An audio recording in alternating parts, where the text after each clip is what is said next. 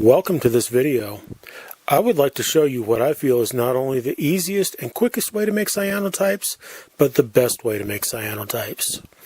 Since you are here, I'm guessing that you know what a cyanotype is. If not, let me give you a very short description and history of the cyanotype. Cyanotypes are a form of image. They are a blue and white or shades of blue image that is usually contact printed from a negative of some sort. Cyanotypes are exposed via UV light source, in many cases just the sun, and the images are developed in water. The process was discovered in 1842 by Sir John Herschel, a scientist and an astronomer. He was not particularly interested in the process for photography, but to rather copy his scientific notes and diagrams. Cyanotypes became a popular way for photographers to make a very quick print or proof, since only the sun and water was needed for exposure and development. It was also a very easy way for amateur photographers to make prints of their work. By the early 1900s, the cyanotype process had fallen out of popularity, and today it is considered an alternative form of photography. With the history lesson out of the way, it's time to dive into what I feel is the best and easiest way to make a cyanotype. The method I use does not require coating your own paper or needing a darkroom to develop your own negatives. Here's what you'll need. 1. You'll need a digital image that you would like to make a cyanotype of. You'll need a way to process and print your negative. Inkjet transparency film to print your negative on is the second thing you'll need. The third thing is nature print paper to actually make your cyanotype. You will need a tray or pan of water to develop the cyanotype in, and hydrogen peroxide. This step is optional but is strongly recommended.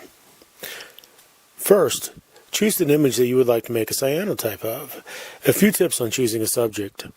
Since your final image will be in shades of blue, it cannot be color dependent.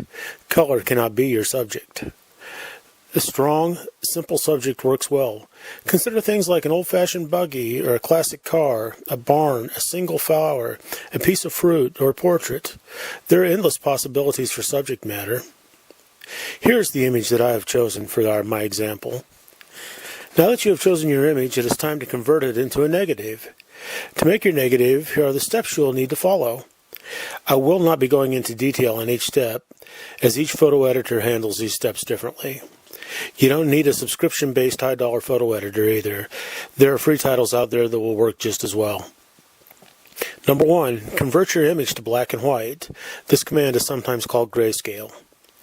You will need to flip your image horizontally. Everything will appear backwards, but in photography, negatives are backwards.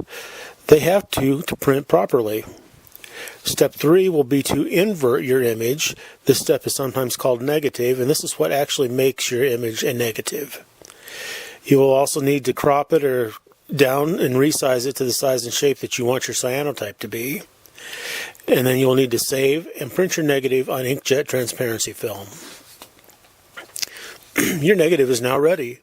One quick note on the inkjet transparency film: buy cheap. You don't need a high-dollar brand. I pick up generic film and I get a pack of 100 sheets for under $20.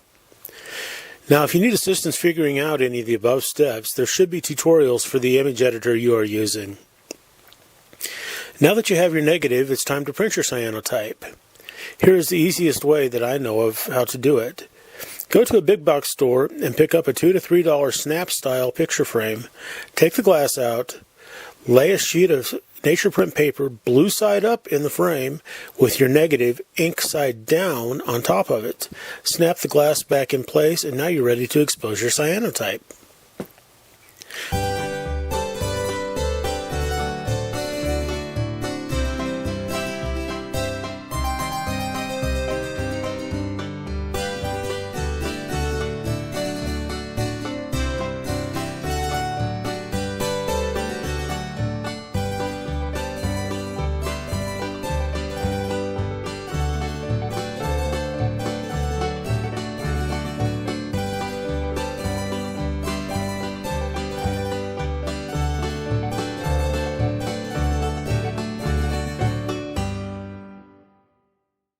The easiest way to expose your cyanotype is to go outside and let the sun expose it.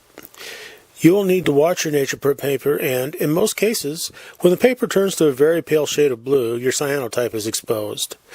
Depending on where you live in the world, how bright your sunlight is, the time of year, and other factors, it will take anywhere from around 30 seconds to just a few minutes to get a proper exposure. You'll have to play with this and learn. Now it's time to develop your cyanotype. Take your exposed cyanotype and put it in a tray of plain, regular tap water. It will take a little bit of time to develop, and at this point you can take your cyanotype out after it's developed and let it dry flat, and it will darken as it dries. Or you can add a few drops of hydrogen peroxide, which I strongly recommend, to the water, and it will instantly darken your image. After the cyanotype is completely dried, it can be placed in a large book for flattening. This is all there is to it to make beautiful cyanotypes from your photographs. Thank you for your time.